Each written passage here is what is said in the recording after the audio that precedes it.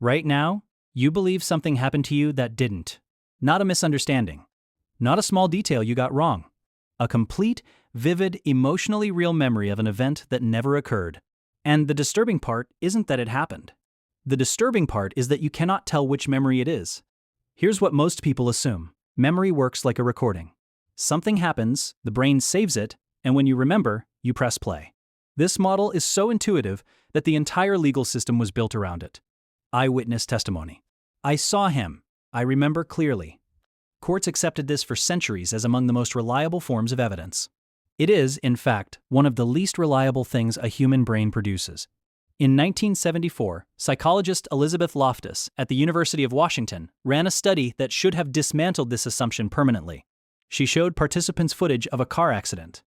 Afterward, she asked two groups a single question. One group was asked, how fast were the cars going when they hit each other? The other group was asked, how fast were the cars going when they smashed into each other? One word. That's all that changed. The group that heard smashed reported significantly higher speeds.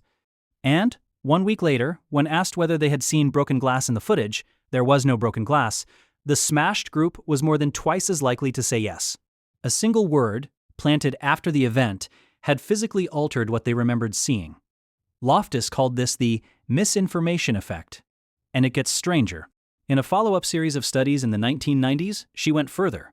Instead of altering existing memories, she tried to create ones that had never existed at all. Participants were told, by a trusted family member, about a childhood event, getting lost in a shopping mall at age 5, being found by an elderly stranger, eventually reunited with their parents. It never happened. The family member was in on it. 25% of participants not only accepted the false memory, they elaborated on it. They added sensory details, the color of the stranger's jacket, the feeling of panic, the specific smell of the mall. They were not lying. Their brains had constructed a complete, textured, emotionally convincing past from nothing.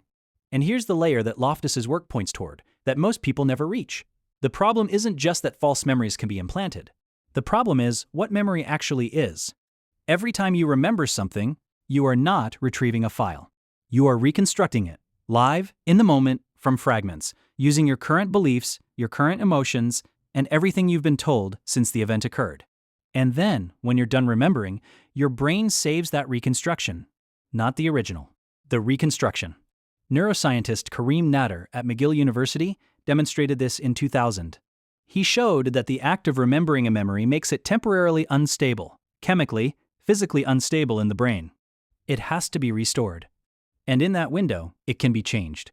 Every time you access a memory, you are rewriting it. The memory you have of your most important moment is not from that moment.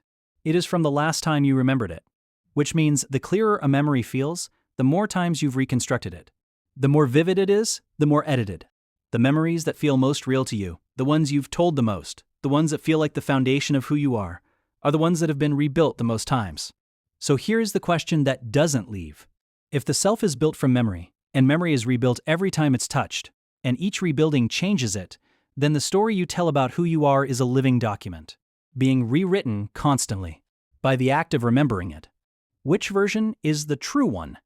And if there is no true one, what exactly are you protecting when you say, I remember it clearly, that's what happened?